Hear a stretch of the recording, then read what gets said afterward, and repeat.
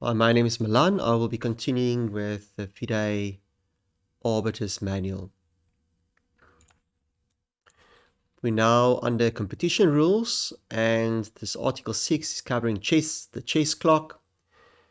So let's just go through it. 6.1, the chess clock is straightforward. It means a clock, 2 time displays, and yes, typically you'll have FIDE clocks, but we don't have to get into the technicality with that. Most tournaments will have these correct clocks.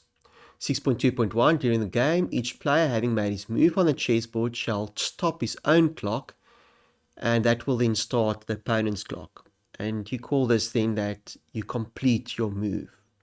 So that is quite important in terms of arbiters, that the move was made, you moved E4 or D4, and then you press the clock, and that makes the move complete.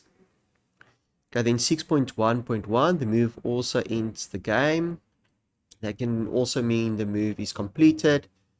In other words, you don't need to press the clock necessarily if the game is finished. 6.2.1.2, a move is also completed if the player's made his next move, and that's in other words, if both players, continue, they make their moves, they don't press the clock. So it's saying the player's made his next move when his previous move has not completed. So it basically overrules the pressing of the clock. Then there's a bit of a note trying to help you. So normally when the player forgets to press his clock after making his move, then the opponent has the following possibilities. So the first other player played, and now the player can either wait for the opponent to press the clock. So the player actually moved, so he took his piece, moved it to the next square, and left the piece. In other words, it's clear that it's been moved.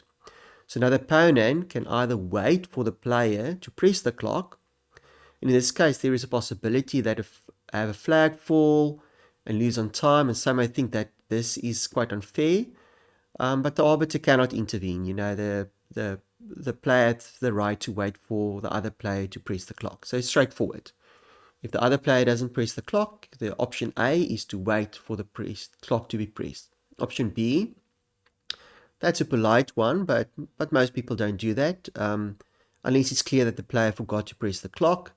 And yes, then the player might remind the other player to press the clock. And C is actually where, with kids or novice players, it can be confusing that if the other player have clearly made a move, then you can actually also make your next move.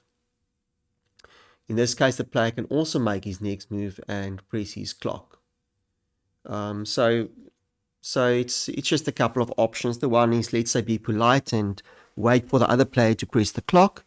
And the second one is to not wait perhaps a little bit, and if you see the person doesn't have intention to press the clock, you just plain make your move as well. So it's pretty legal.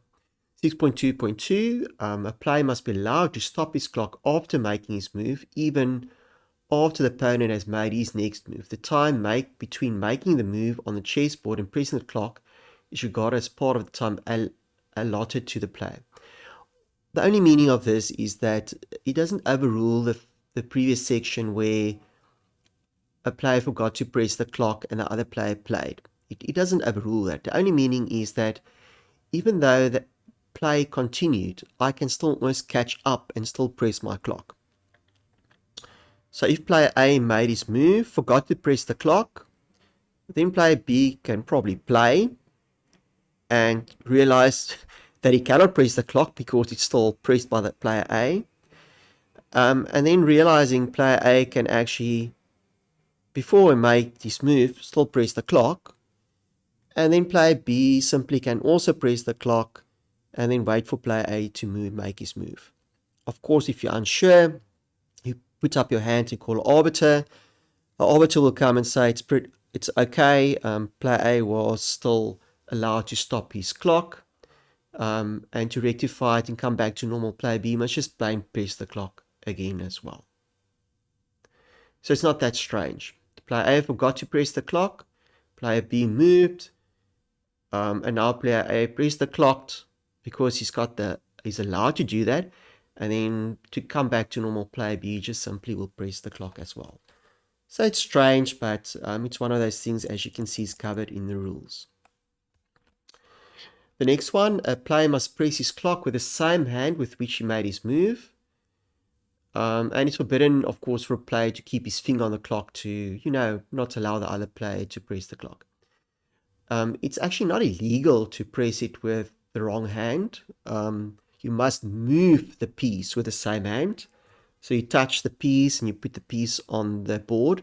Remember, that was a section without the clocks. But here, coming with the clock, it's saying it's different to moving the piece. It's saying you cannot press the clock with the different hand. And it's one of those cases where it happens too often. The arbiter will warn the player. So it's saying if a player makes a move with one hand and the presses the clock with the other hand, it's not considered as an illegal move. So it makes it easier for the arbiter. If players query, it's straightforward. It's in the rules saying that it's not illegal, but it can be penalized as the players seem to win time if they do this practice of playing with one hand and pressing the clock with another hand. 6.2.4, the player must handle the chess clock properly. And this is all about clock abuse. So you mustn't abuse the clock, otherwise the arbiter can warn you. And again, there can be penalties under 12.9. There's also, just to clarify, something saying where a player presses the clock without making a move. As mentioned, Article 6.2.4 is considered as an illegal move. So if you did not move the piece and press the clock, that's illegal, as not making a move is illegal. You need to make a move. If you move your piece to a wrong place and press the clock, that's also illegal. If you don't make a piece and press the clock, that's also illegal. 6.2.5, only a player whose clock is running is allowed to adjust the pieces. That's almost politeness. If a player is unable to use the clock, that's about assistance, so that's a good thing. When using a chess clock, each player must complete a minimum number of moves. That's a technical thing about playoffs, so arbiters can explain that per tournament. 6.3.2, the same thing. It's about the technicality of different time periods. 6.4, immediately after flag falls. 6.3.1 must be checked. In other words, it's again time frames which most of us will not see in regular tournaments. 6.5, before the start of the game, arbiters decide where the chess clock is placed. That's a very interesting one. That's where players say it's their right that the clock must be on their right-hand side or left-hand side if they're black. That's not true.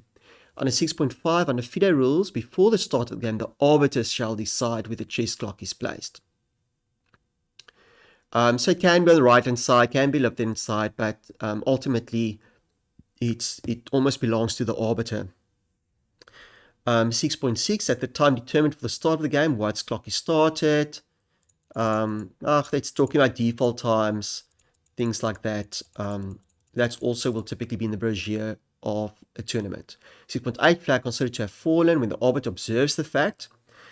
So that's good to know. So typically arbiters are supposed to stand a little bit closer and watch the clock when there's time trouble to make sure that they intervene and they make sure the right decision is reached.